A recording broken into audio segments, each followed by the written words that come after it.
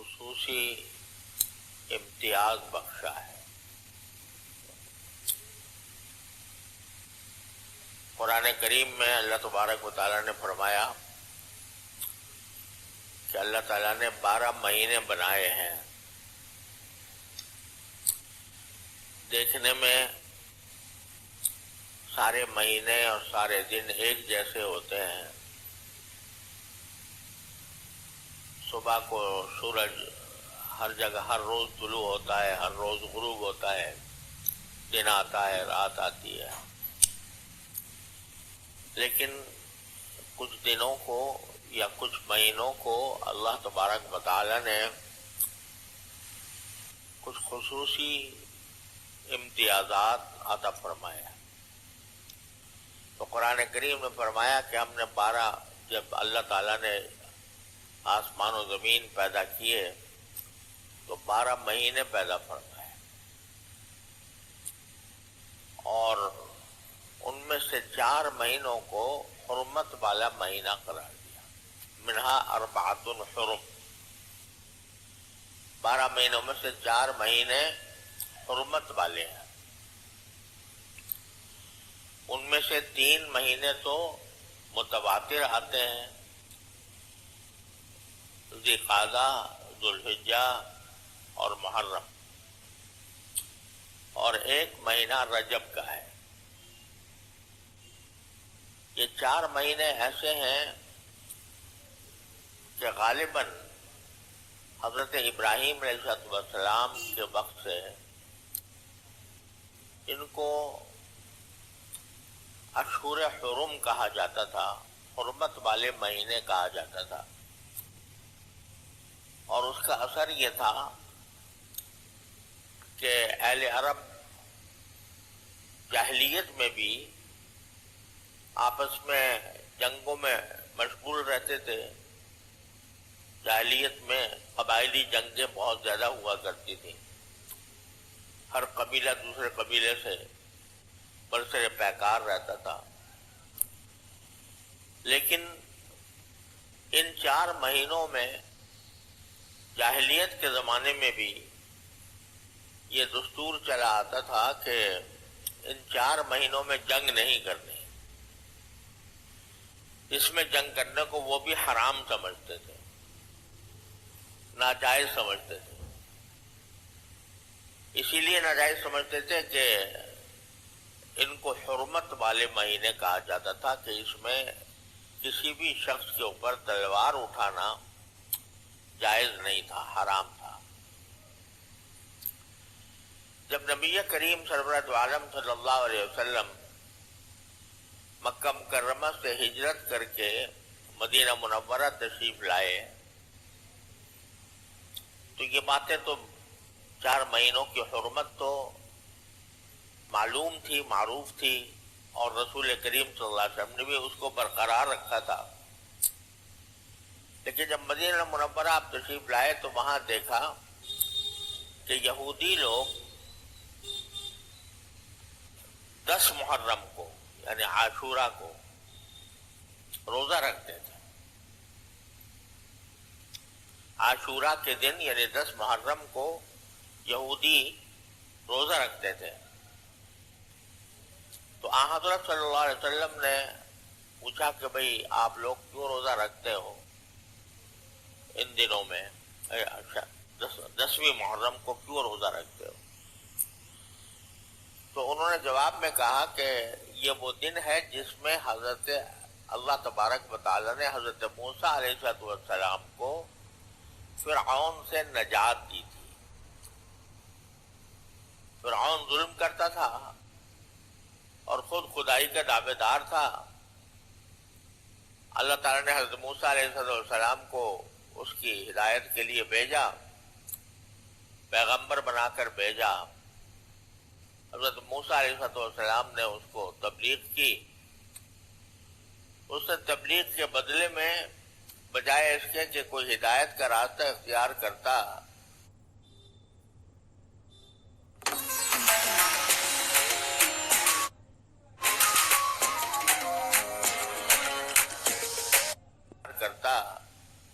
حضرت موسیٰ علیہ السلام کو اذیتوں کا نشانہ بنایا، اور نہ صرف حضرت موسیٰ علیہ السلام کو بلکہ ان کی پوری قوم بنو اسرائیل کو، جس کا تفصیل سے قرآن کریم میں ذکر آیا ہے۔ بعد میں اللہ تبارک و تعالیٰ نے حضرت موسیٰ علیہ السلام کو حکم دیا کہ آپ بنی اسرائیل کو لے کر مصر سے روانہ ہو جائیں فلسطین کی طرف۔ تو فرعون کو جب پتہ چلا تو وہ بھی اپنا پورا لشکر لے کر حضرت موسیٰ علیہ السلام کے پیچھے روانہ ہو گیا، حضرت موسیٰ علیہ السلام پر حملہ کرنے کے لیے اور ان کو آگے جانے سے روکنے کے لیے۔ اللہ تعالیٰ کا کرنا ایسا ہوا کہ جب حضرت موسیٰ علیہ السلام کا لشکر آگے جا رہا تھا، فرعون کا پیچھے آ رہا تھا، سامنے سمندر آ گیا۔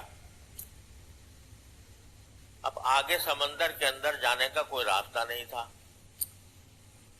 لیکن حضرت موسیٰ علیہ السلام کے معجزے کے طور پر اللہ تبارک و تعالیٰ نے حضرت موسیٰ علیہ السلام سے فرمایا کہ آپ اپنا عصا، یعنی جو ہاتھ میں آپ کے لاٹھی ہے، وہ اس سمندر کے اوپر آپ ماریں۔ تو انہوں نے لاٹھی ماری تو اللہ تعالیٰ نے اس سمندر کو روک دیا اور 12 راستے پیدا ہو گئے، کیونکہ بنی اسرائیل کے 12 قبیلے تھے، تو ہر قبیلے کے لیے ایک الگ راستہ اللہ تعالیٰ نے سمندر کے اندر بنا دیا، سمندر کو روک دیا۔ قرآن کریم میں اس کا ذکر آیا ہے۔ اور حضرت موسیٰ علیہ السلام اور ان کے تمام ہمراہی سمندر کے پار اتر گئے، عافیت کے ساتھ، خیریت کے ساتھ۔ پیچھے فرعون کا لشکر آ رہا تھا، جب وہ وہاں پر پہنچا تو پانی رکا ہوا تھا، راستے بنے ہوئے تھے، تو اس نے سوچا کہ میں بھی ان راستوں سے فائدہ اٹھا کر میں بھی ان راستوں کے ذریعے پار اتر جاؤں۔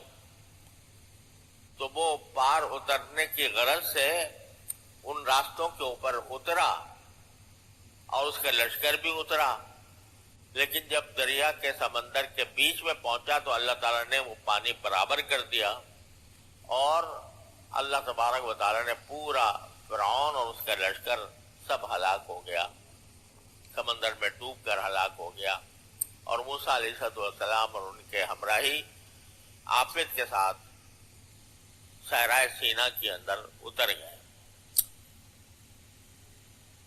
اور یہ بھی اللہ تعالیٰ نے اس دن فرما دیا تھا کہ اس وقت جب پانی کی موجیں آ کر اس کو ڈبو رہی تھیں اور بالکل وہ مرنے حال پہنچ گیا تھا، تو فرعون نے اس وقت آواز دی کہ میں ایمان لاتا ہوں بنو موسیٰ علیہ السلام کے خدا پر، جس پر موسیٰ علیہ السلام ایمان لائے ہیں، جس پر بنو اسرائیل ایمان لائے ہیں، اس پر میں بھی ایمان لاتا ہوں۔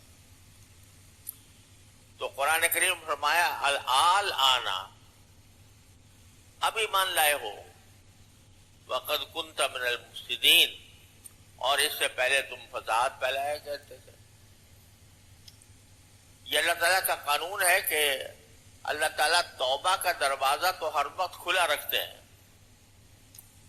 کھلا ہوا ہے ہر انسان کے لیے، چاہے وہ کافر ہو، مشرک ہو، بت پرست ہو، فاسق فاجر ہو، توبہ کا دروازہ ہر وقت اللہ تعالیٰ نے کھول رکھا ہے کہ جس وقت بھی انسان توبہ کر لے گا اپنے کفر سے، اپنے فسق سے، تو اللہ تعالیٰ اس کو معاف فرما دے گا۔ لیکن جب موت سامنے آ گئی ہو، موت آنکھوں کے سامنے ہو، اللہ تعالیٰ کا عذاب سامنے آ کھڑا ہو، اس کے بعد ایمان معتبر نہیں ہوتا۔ تو جب وہ ایمان لایا بھی تو قرآن نے کہا کہ اب ایمان لائے ہو، جبکہ اس سے پہلے تم فساد مچا رہے تھے۔ البتہ یہ فرما دیا کہ فَالْيَوْمَ نُنَجِّيكَ بِبَدَنِكَ لِتَكُونَ لِمَنْ خَلْفَكَ آیَةً، آج ہم تمہیں تو خیر نہیں بچائیں گے، لیکن تمہارے جسم کو ہم سالم رکھیں گے تاکہ تمہارا جسم تمہارے پیچھے آنے والوں کے لیے ایک عبرت کا نشان بن جائے۔ چنانچہ یہ بھی معجزہ ہے حضرت موسیٰ علیہ السلام کا اور اللہ تعالیٰ کی قدرت کا ایک کرشمہ ہے کہ فرعون اگرچہ غرق ہو گیا لیکن اس کی لاش سلامت باقی رکھی گئی، اور آج بھی وہ قاہرہ کے میوزیم میں موجود ہے، جو چاہے جا کے دیکھ سکتا ہے۔ تو قرآن کریم نے فرمایا تھا کہ میں تمہارے بدن کو سلامت رکھوں گا تاکہ آنے والے لوگوں کے لیے تمہیں عبرت بنا دیا جائے۔ قاہرہ کے عجائب خانے میں آج بھی محفوظ ہے، میں نے اپنی آنکھوں سے دیکھی ہے۔